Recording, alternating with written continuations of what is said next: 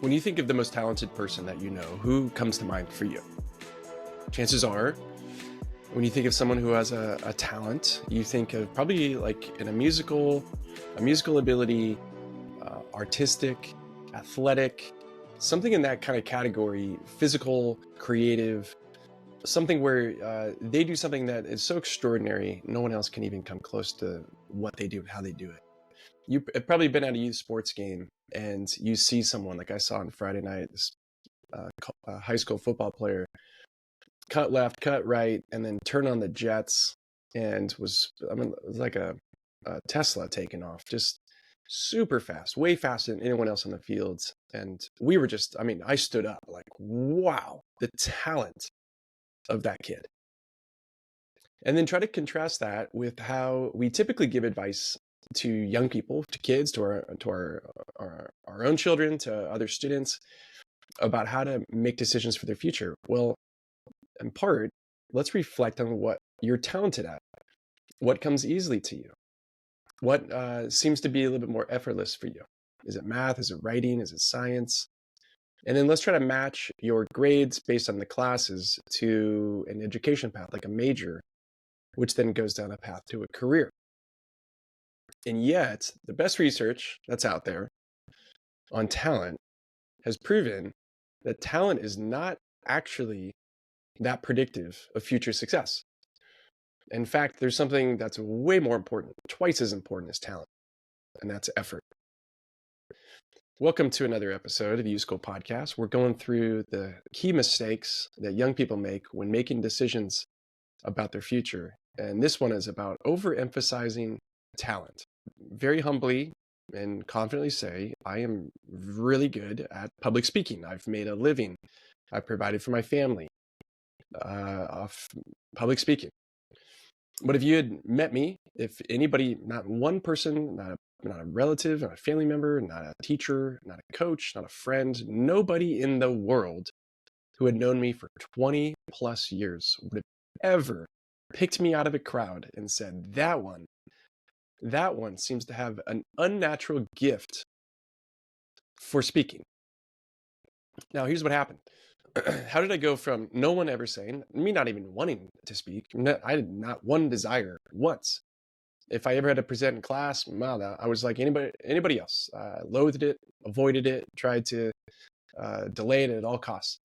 To now, loving it, being a pro at it, literally pro at public speaking. What's the gap? I had an opportunity, I think it was around junior in college.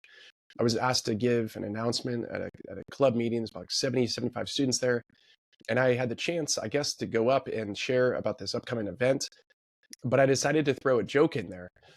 And I can still remember, I went up and told a joke.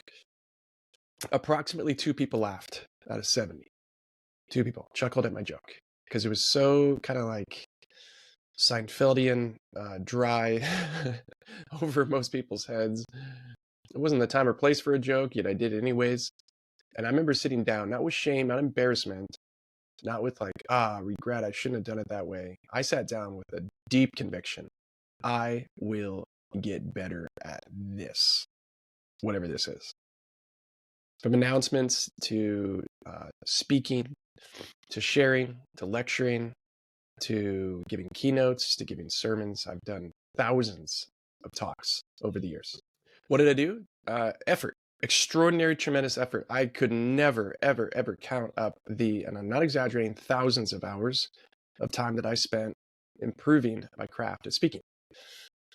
I used to listen to different speakers that I found engaging, people that other people said were absolutely effective communicators. And I would listen to some of their talks and their presentations dozens of times each, taking notes, what made them effective. I prepared my own talks, my own speeches. I took every single opportunity I could to speak up front publicly, no matter if that was 3 people or 300. I once drove 200 miles to give a talk for free, just for the opportunity to get better at what I was doing. Effort. I put extraordinary effort into it. The other day I was in a meeting and someone said something about me as a speaker and said something like, it's hard to find naturally gifted and talented speakers like Scott. And I was kind of caught off guard a little bit. Like, one, that's a nice compliment, but two, it's just not true. it's, it's not true. I am not a natural, gifted, or talented speaker.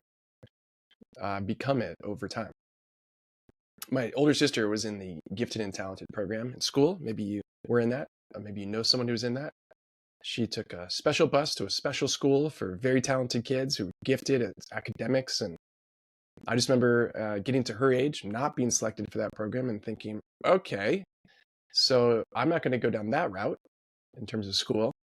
I remember being absolutely in love with sports, baseball especially, and not being able to hit a curveball, not being able to throw a pitch past another hitter, and recognizing at 12 years old, apparently I was not gifted or talented in that area either.